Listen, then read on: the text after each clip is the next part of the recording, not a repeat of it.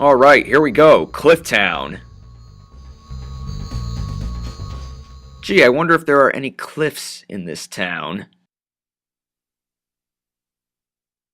This one has more of a western feel to it. It's a pretty cool level. There we go. Armed swordman ahead.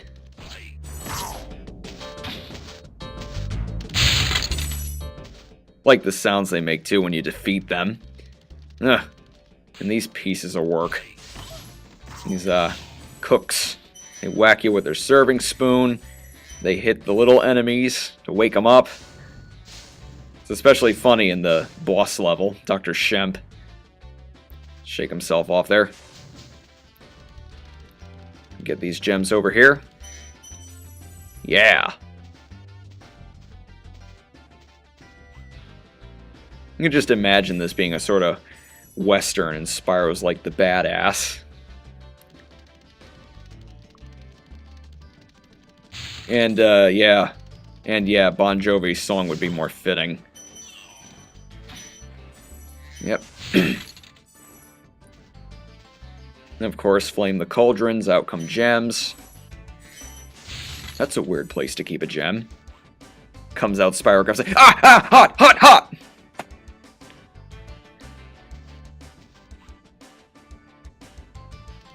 There you go, get these two guys here. There's a thief. Thief! That's a reference to The Thief and the Cobbler, by the way. An unfinished animated movie that you need to see. Whatever you do, stay the hell away from the Miramax version. How's a dragon supposed to flame metal armor anyway? Remember, Spyro, flame won't harm metal, but charging with your horns, that should do the trick. I think we learned that quite a few levels back. Ah, well. Anyways, speaking of Thief and the Cobbler, yeah, don't watch the version that's readily available. That version isn't even called The Thief and the Cobbler, it's actually called Arabian Night. Yeah, this totally has nothing to do with Spyro, but I'm just saying it anyways, yeah. Find the work print or the recobbled cut and see one hell of an animated masterpiece. The animation in it it'll blow your senses. Anyways, yeah, that's what I think of now when I chase after the thieves. Because there's a scene in the film where the thief character is captured and the guards are chanting "Thief" when they're bringing him into the room to be executed. I don't know, for some reason I think that bit is... I don't think it's supposed to be funny, but I don't know, for some reason I get a kick out of it. Just the way they say it. Oh, wow. Yeah, so much for Clifftown. I'm talking about some animated film that should have been finished but never was. Okay, we start climbing up this series of buildings here that are part of the cliff.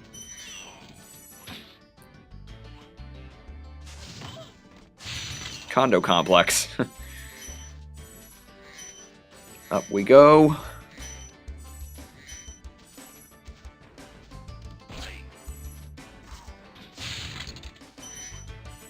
Wake up!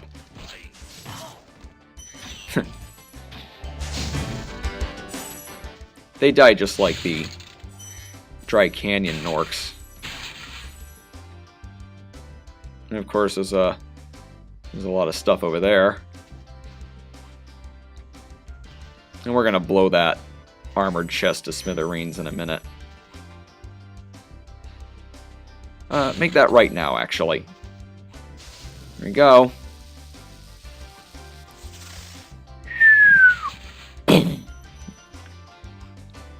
And now sports.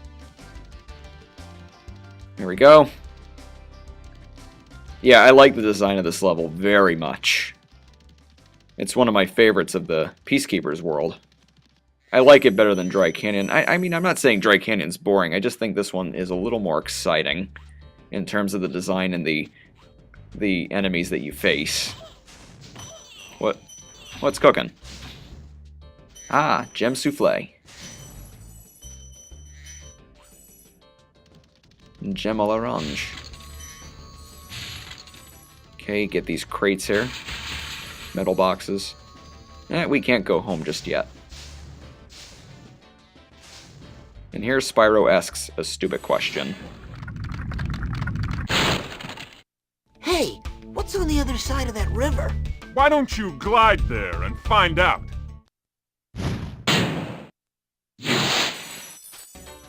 Enzo. Fly past the deadly Spaghettio River there.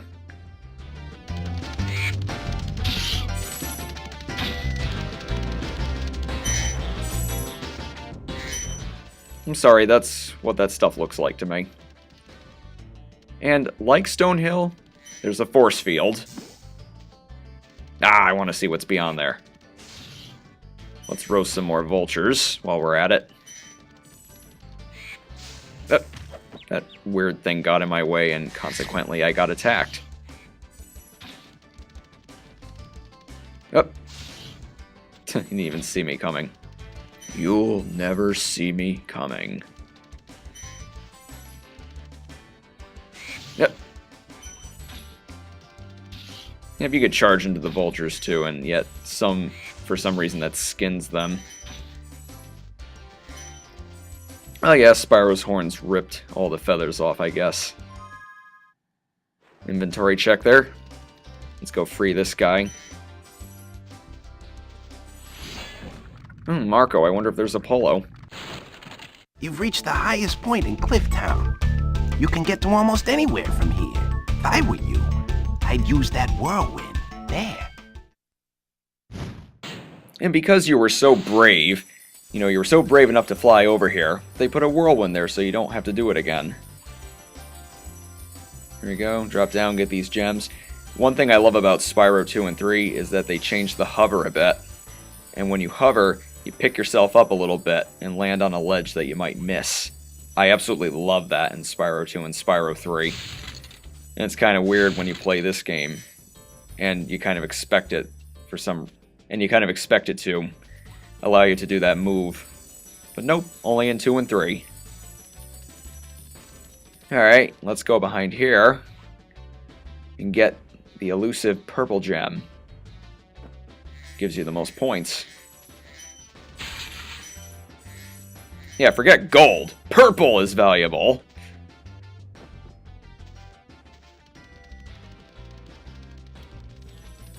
There we go, back up to the top of the cliff. Alright, now let's get these crates over here. I think the gem count in this level is less than the other two main levels, not counting the boss of the flight level and the Peacekeeper's world. Yep, got them all. We can use this whirlwind here. How convenient. And we're done. Woo!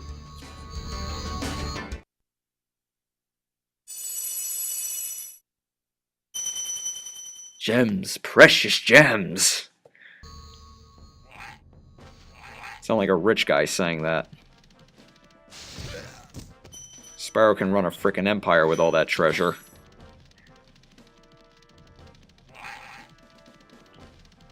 Alright. Why am I going around the balloonist? We're not leaving yet. Ah, here we go. Ice Cavern, the only non-desert level in this desert-themed homeworld. Ah, 2,000 gems. Nice. Nice. I don't really have much to say about this level. It's alright. I think it's a little too lengthy for my tastes, but I do enjoy it. I like the music. It's nice and atmospheric. I mean, there's not one music track in this game that, isn't up to par. I mean, Stuart Copeland did an amazing job. And it's great that he did the soundtracks for the second and the third game. Okay, free this guy. A word of caution, little one. Wait until you grow big, like me, before charging those large enemies. Hey look, bats! Why do so many video games have to have bats? Now I want to watch that Angry Nerd review. I think it was for Dracula. Man, he did that one 5 years ago. Time flies. Ugh, snowballs. How threatening. Funny thing is, they hurt you. Like, How does a snowball hurt a dragon? If it doesn't hurt, you know, a person, how can it hurt a young dragon? I mean, come on. Well, maybe because Spyro is hot-blooded. It's very sensitive to his skin, I don't know.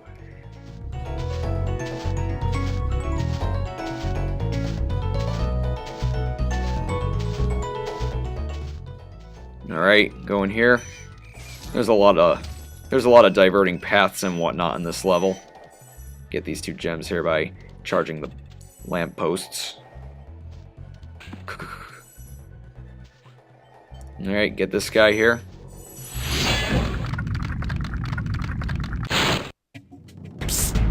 Spyro! Some big Norks up ahead are wearing armor. And in the ice cave, armor can make their feet very slippery.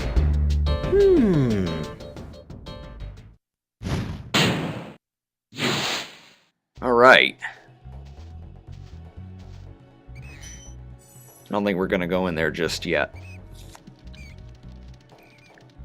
Get all the treasure up here. Sheesh. It's like Nasty doesn't like a challenge. He just puts it all right there in front of you. He didn't turn all the gems into warriors, of course, but still, they're just all there. Okay, we're gonna have to get the key, and the key is over there, as you could see. That rhymes. That gem disappeared for some weird reason. Even though I was coming very close to it, and it, you know, I wasn't going away from it. Look at these guys. You could charge through the snowballs, of course, but why do they hurt you? I don't know, that just doesn't make sense. Spyro must have some sensitive skin. Get this guy here. See, he's using his head. He's gonna pound you with his fists. How come the vulture ones couldn't do that? The vulture ones in Dry Canyon, how come they couldn't pound you? Why'd they have to swing a vulture and hit you with them? They're not thinking. Thank you for releasing me. Thank you for releasing me. Yep, nothing interesting there.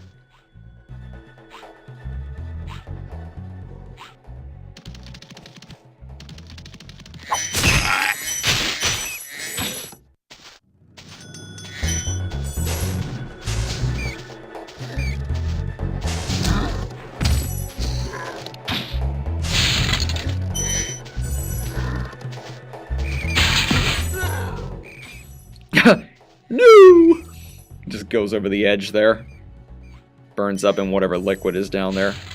Oh no. Evil grape juice or SpaghettiOs. Okay. Huh. We're back in the fortress. Alright. Yeah, nothing really much to say here. I'm not saying this level is boring, it's just okay. Look at this guy.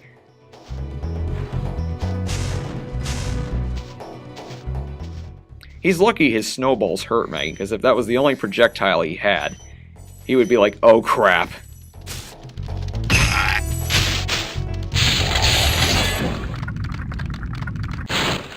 Thank you for releasing me. Oh yeah, and once in a while you'll get an older sounding dragon saying, thank you for releasing me. Yeah, Spyro 2 was a big step up in terms of dialogue and the script. Because, you know, you have the missions and other things, and you can even talk to them, like, after you've done the missions. The one that comes to mind right now is Colossus. Like, after you have the inhabitants move the things with their chanting, like, you'll talk to them, the door is open, leave me alone, I'm trying to meditate, or something like that, or, how can I find the path to enlightenment if you keep pestering me? Like, sorry for asking. Yeah, there's not much to say about this level. I'm talking about Spyro 2. Man, that's going to be so much fun. Spyro 2 is just such a blast to play. You know, it's just, you know it's a great game when you could still play it today and it's still fresh and exciting. Even if you've played it multiple times and you know exactly what to do in each level. But it's still a lot of fun.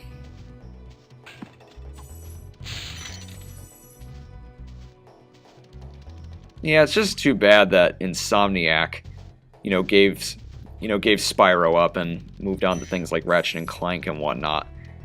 I mean, I understand, you can't just do the same thing over and over, but it would be nice if they kind of came back and did a reboot title for this game. One that was definitely in the spirit of the original trilogy. And I hope Naughty Dog does that with Crash as well. I mean, Crash is in need of another game anyways. Ragnar! You've done well, Spyro. Some dragons thought you weren't ready, but I knew they were wrong. I'm ready, all right. Ready for what? Ah, 31 dragons. There we go. It's getting all prepared. Prepping up. I'm gonna pound this dragon. And boom. Your stomach is roasted. Ba-boom.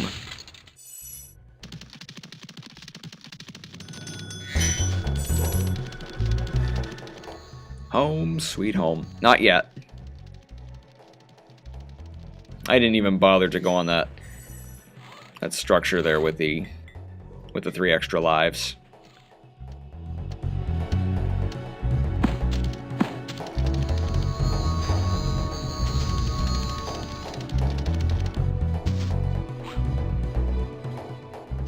Hey, that treasure chest. Let's go open it.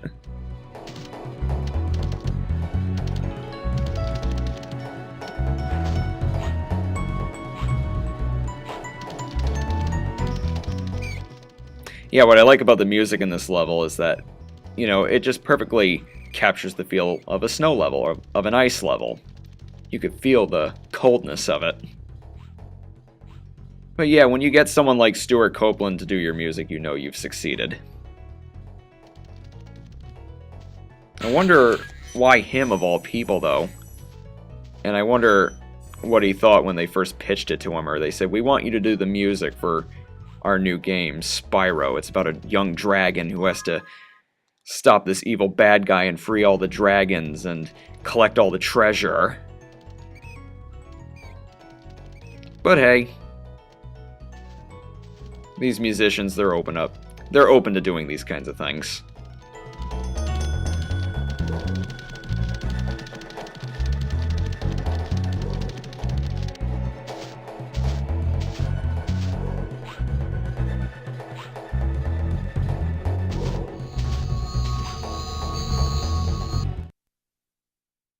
Alright, here we go. Home sweet home. Thanks for watching. This is IMAX Nation 1980, signing off.